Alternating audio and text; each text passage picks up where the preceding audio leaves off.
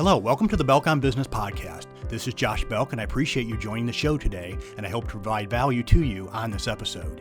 If you do get value out of this episode, please do me a huge favor and make sure to subscribe to this podcast. And if you're on Apple Podcast, leave me a 5-star review. Thanks again for listening, and enjoy the show. Okay, today we're going to talk a little bit about a company's chart of accounts. And not to kind of immediately, as soon as you hear that, don't shut this thing down. Hopefully this thing will bring a little bit of value to you. Sometimes when we talk about financial statements, we talk about the elements of a financial statement, Sometimes people think, boy, this is really boring. I don't like numbers, whatever the case may be. But I think every single business owner has to get their arms around the numbers in their business.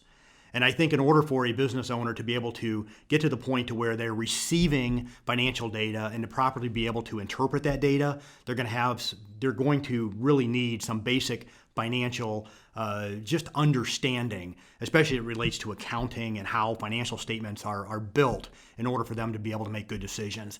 So today I'm going to talk a little bit about the chart of accounts and kind of just a little bit of an overview on financial statements. So every business basically will put together two financial statements. And a lot of times a business owner isn't doing it themselves. They might have a bookkeeper in-house that maybe kind of helps them with it. They may have an outside accountant that they bring in. But every business, you can put together what's called an income statement or profit and loss statement. Basically, that shows the revenues that the company has brought in and their expenses. And then you have the balance sheet. So you have your assets, your liabilities, and you have your equity, your owner's equity account. And then you have a statement of cash flows, and that's a little bit outside the scope of this podcast. But basically, that's kind of and I think we may have talked about this in a previous podcast, but basically just shows where the cash went in the business to kind of give the business owner a little bit of understanding where their cash went. But today I want to talk about the chart of accounts.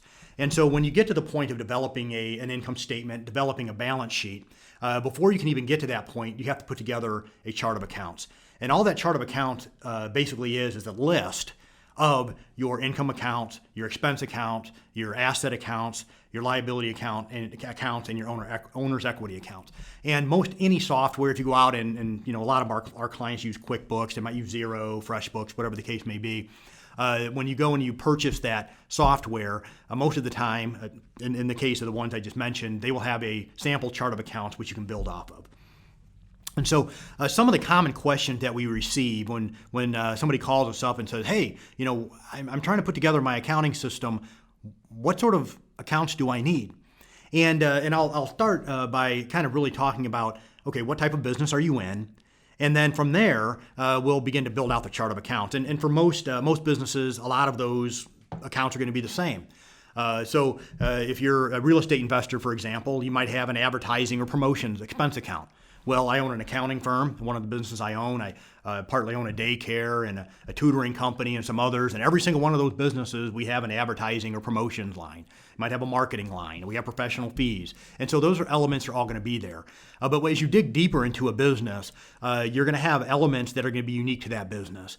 And so when we start to work through kind of these additional accounts in the chart of accounts, one area that we really want to look at, and it is the area that seems to bring the most confusion to a business owner, is a business owner that is either selling a product or they have a service that has some sort of developmental component to it. So let me speak specifically, and I'll use real estate since I think many of my listeners and a great deal of our clients are in that space. So I'm going to talk about real estate and kind of use that as kind of a reference point. As I sit here behind me, not too far from me here, is a client who owned a produce store.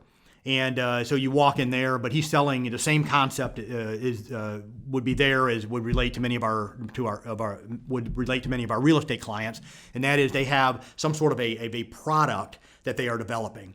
So if you're in real estate, for example, when you go through and you're developing your chart of accounts, you have these income accounts and you have these expense accounts, but you also have this cost of goods sold section. And what we call in real estate many times is cost of properties. And so what goes into this bucket versus what goes into the kind of below the line, when I say below the line, means those items that are after your cost of goods sold. So when you look at an income statement, you have your top line revenue, then you have your cost of goods sold or your cost of properties. And basically all the costs that go into that section are your costs related to your properties. And then below that line, so that would be all of essentially your administrative types of expenses. And so what generates a lot of confusion when developing that chart of accounts is what goes into my cost of properties or my cost of goods sold, or what goes below the line. And it is extremely important that a business owner is consistent in how they apply what goes into what bucket, what type of expense goes into what expense account or what cost of goods sold account, in order for you to be able to generate the proper types of analytics that you're wanting to pull, or the KPIs that you're wanting to pull out of your business. I'll use an example. So if you're purchasing a property and you want to rehab this property, so you purchase the property and then you go through and you're in the process of rehabbing the property, and then you sell the property all in the same year. So you go through and you end up, you have your revenue, that's what you sold the property for. And then once you get into the cost of properties section, you may have, during the course of the year, paid for property taxes. Then you go and look at your financial statements. You say, oh, okay, here I have an expense account called property taxes, and you want to stick it there.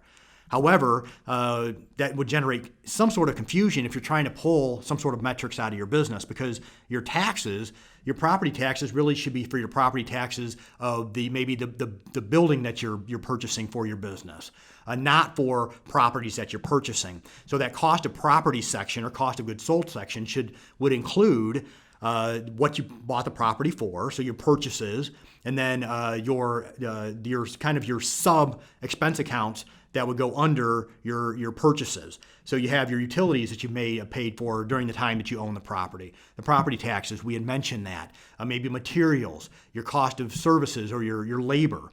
So you have all of these other expense accounts that you may also see in the admin section, but you want to make sure they get put into the right place. And if it's an area that maybe you need some help with, I'd encourage you to reach out to your accountant, or maybe even internally, if you have a good solid bookkeeper that may be able to help you put this together. That way you can get to the point of developing the analytics that you need out of your business. So common questions we get, where do these particular types of expense accounts go? Secondly, what belongs on the income statement versus what belongs on the balance sheet?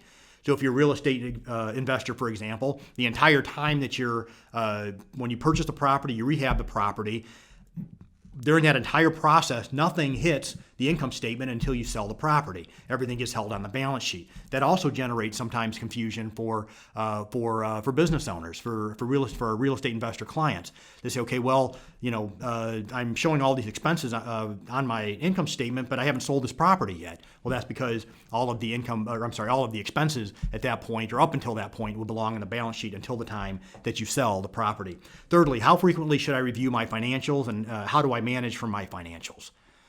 A common question that we receive. So when you're putting together the chart of accounts, this is one thing that should be considered.